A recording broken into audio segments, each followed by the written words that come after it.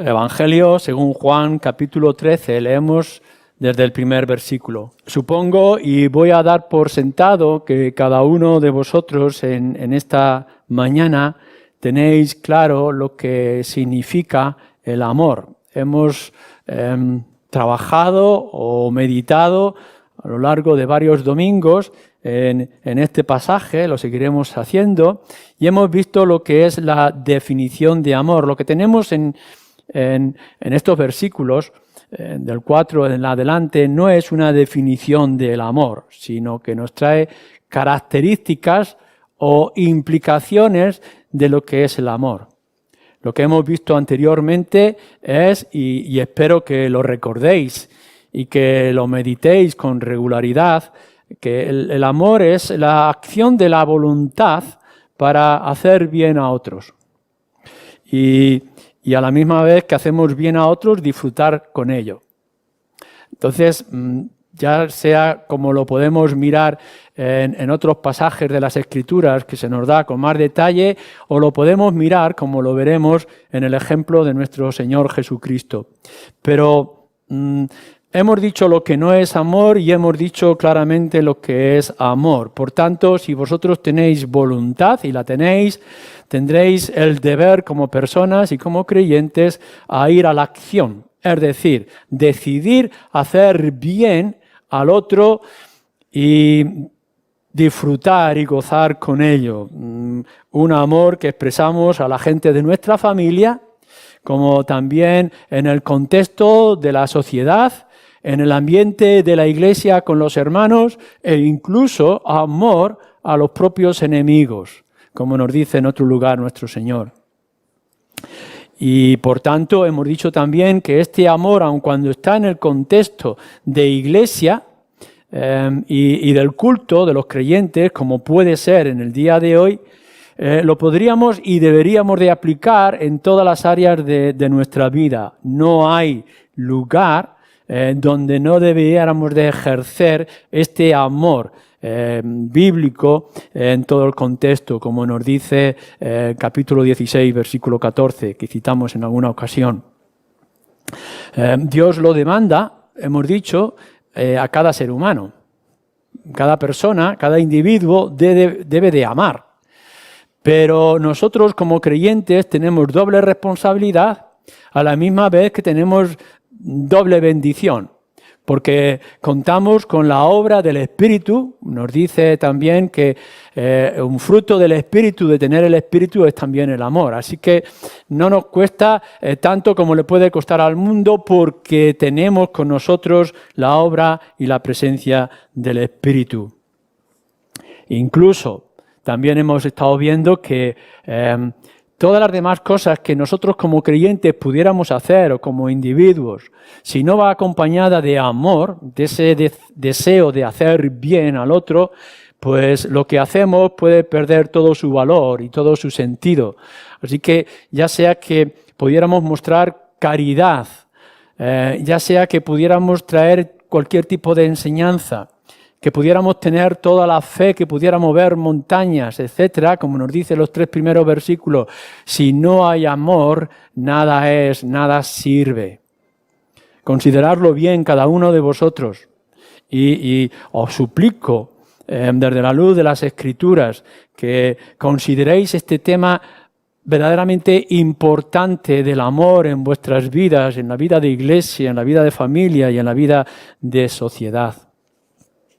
Habiendo dicho todo esto, que es nuestra definición de lo que es el amor y cómo lo debemos de aplicar, Pablo trata ahora de algunas de esas características. Y vuelvo a decir, no son todas ellas, como hemos dicho en otras ocasiones acerca de los dones del Espíritu. Pablo no quiere abarcar todo lo que pudiera ejercerse con el amor que decimos tener o que debiéramos de tener, sino que es más bien un ejemplo de diferentes descripciones en el contexto o cómo se aplica de lo que es el amor. Cómo el amor funciona de una manera práctica. ¿De acuerdo? Es decir, tenemos esa voluntad, tenemos ese deseo de hacer bien deseo de amar, deseo de beneficiar al que está a nuestro alrededor en el contexto de la iglesia, del culto, ejercicio de nuestros dones, etc. Y tendríamos que pensar si realmente ese amor que digo tener, que dices tener, se está ejerciendo de manera apropiada. Y por tanto, Pablo dice, si hay este amor que dice la Escritura que debes de tener, tienes que verlo y tienes que buscarlo de esta forma. El amor, dice, por tanto, es sufrido, benigno, etcétera, etcétera. 15 maneras de poder verlo o entender lo que nos dice en los siguientes versículos. Y para que esto lo pudiéramos ver de una manera más clara y precisa, porque quizás se pueda difuminar en tu mente, en esta mañana posiblemente tendrías otros asuntos quizá en tu cabeza y en tu corazón, para poder entender algo que es tan amplio, tan filosófico, o por lo menos así lo parece, tenemos en las Escrituras el ejemplo de nuestro Señor Jesucristo. Y creo que cada una de esas características del amor lo encontramos en Jesús de una forma o de otra. Por eso es que hemos hecho esa lectura en el Evangelio según Juan, capítulo 13. Mirar, el amor, y sobre todo aquellos que sois más jóvenes, el amor no es una especie de cosquilleo que puedas sentir en el estómago cuando ves a la persona que te gusta. O esa sensibilidad emocional que tienes cuando tu niño te dice, mamá, qué guapa eres. El amor no son cosas meramente emocionales o sentimentales, no es un flechazo, aunque pueda llevar todas esas características, y quizá sería bueno que tuviera todas esas características. Pero el amor puede existir sin que haya esas cosas. Es decir, sin que tengas ese cosquilleo, ni esa emoción, ni ese impacto o flechazo que haya en tu vida. El amor, dice, y así lo empieza Pablo, es sufrido. Y si quieres tener un verdadero amor, un amor a la semejanza de Dios, o un amor a la luz de las Escrituras, o un amor que refleje la obra del Espíritu, en primer lugar tienes que ver si tu amor en esta mañana, en tu vida, contexto, donde quieras considerarlo, es sufrido. Literalmente, la palabra que tenemos aquí para definir este sufrimiento es como una paciencia abnegada, como un aguante constante. Imaginar que tenéis la capacidad de ir muy deprisa y avanzar mucho en vuestros objetivos, pero que se te ha dado la carga de acompañar a alguien que es más débil que tú. Bueno, amor significaría que te aguantas y vas al ritmo de aquel que va a un ritmo diferente que al tuyo. Que te gustaría hacer las cosas en tu impaciencia o en tu manera, pero que se te ha mandado o se te ha dicho o tú ves la necesidad de ir al lado de otro que es más lento. Esto es lo que se llama la paciencia sufrida o abnegada. Y lo podemos ver en diferentes lugares de las Escrituras.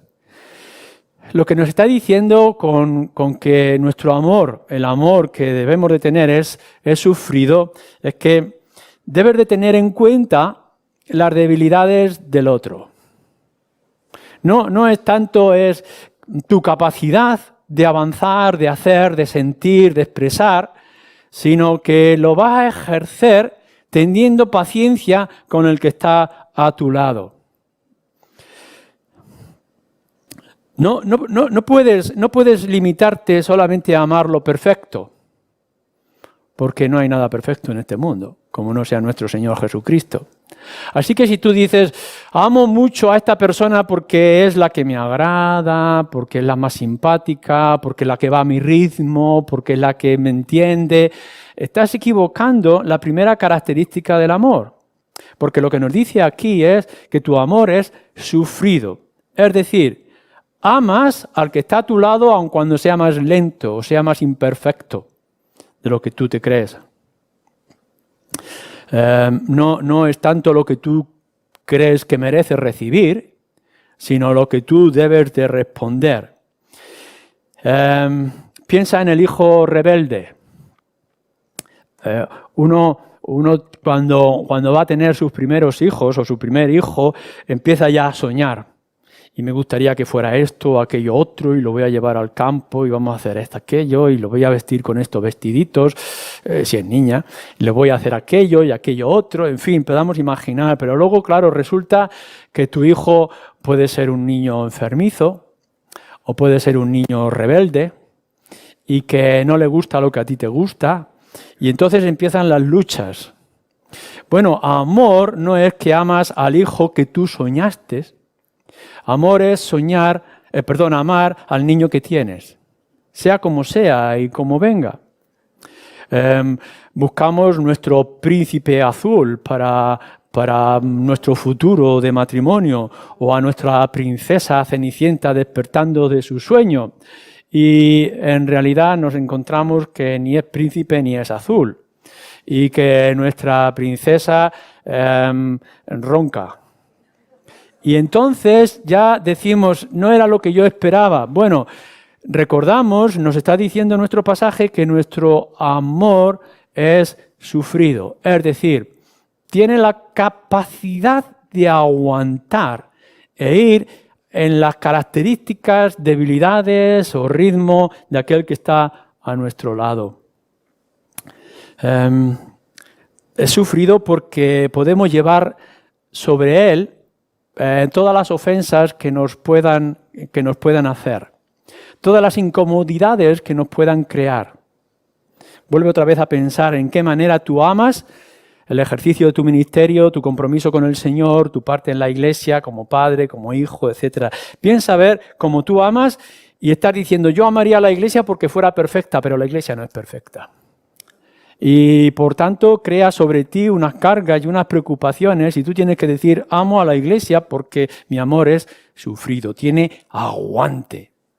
Y puedo ver todas las dificultades que conlleva dentro de mi hogar, y a pesar de todo eso, a pesar del desprecio que pueda recibir de mi pareja o de mis padres, de mis hijos, yo amo porque mi amor aguanta lo que le puedan hacer encima. Y por tanto, todas las ofensas y todo el ejercicio que pueda caer sobre nosotros, le respondemos con un mayor sacrificio o servicio o regalo. En otras palabras, el amor que nosotros deberíamos de tener, como nos dice aquí de sufrido, nos desgasta y nos consume. Es decir, amar como es sufrido duele. Y podríamos decir, es una contradicción, pero es lo que nos está diciendo. El amor es sufrido, es decir, hace sufrir a uno mismo, no al otro. El amor nos consume y nos desgasta. Así que cuando tú puedas ver en tu hogar o puedas ver tu compromiso en la iglesia, tienes que ver, escuchar bien lo que voy a decir, tiene que ver si te está desgastando y te está cansando. Porque el amor tiene que cansar y tiene que doler en la manera que lo estamos ejerciendo. ¿Qué nos dice la Escritura? Por ejemplo, cuando nos acercamos al Dios de los cielos, Dios nuestro, el Dios del pueblo de Israel, Dios dice cómo le duele su pueblo y su comportamiento, pero aún así, ¿cuánto se he de soportar? Dice Dios con respecto a su pueblo. ¿Cuánto se de constantemente amonestar? Nos dice en el libro de Nehemías, pero aún así Dios ama a su pueblo. Entonces podríamos decir, hombre, si Israel fuera perfecto, entonces Dios fácilmente lo amaría. Sí, pero la realidad es esta. Nos dice Dios que te tengo que amonestar, te tengo que soportar. Le dice también Dios a Moisés, y Moisés mismo. Y aún así, dice, haremos esto para su bien. O cuando, por ejemplo, Pedro está escribiendo su carta en 2 de Corintios y dicen algunos, Dios tarda o el Señor tarda en su venida. ¿Y qué es lo que nos dice las Escrituras? Capítulo 3, versículo 9, pues es que Dios es paciente para con aquellos que se han de convertir. No es duro, no responde con la ira, sino que es paciente, por eso retarda su venida. ¿Qué es lo que podemos ver con nuestro Señor Jesucristo? La escena que se nos describe en Juan 13, cuando meditáis en ella, es sorprendente. Los primeros versículos que se nos está describiendo es cuando el diablo entró en aquel que le iba a traicionar, que es Judas. ¿Veis los primeros 3 versículos? En esa escena tan íntima y tan especial, el diablo entraba en Judas. Fue entonces cuando nuestro Señor se desprende de su manto y coge una toalla y empieza a lavar los pies de los discípulos. No lava los pies únicamente de Juan, al que amaba. No lava al celoso y perseverante, pero también confuso Pedro, sino que lava los pies de todos los discípulos, sabiendo incluso después que le iban a abandonar. ¿Qué es lo que nos está diciendo nuestro pasaje? Que el amor de nuestro Señor Jesucristo es sufrido y carga sobre él un gasto enorme, como después podremos ver en la misma cruz. Nuestro Señor Jesucristo, su amor para con los incrédulos, mirar luego en casa en Marcos capítulo 9, versículo 19, su amor también por la gente incrédula. Así que lo primero que vosotros tendréis que ver, si queréis saber si hay un amor verdadero, sincero, profundo, real en vuestras vidas, es si os está haciendo sentir ese agotamiento, ese cansancio, ese sufrir interno, esa paciencia abnegada en vuestras propias vidas.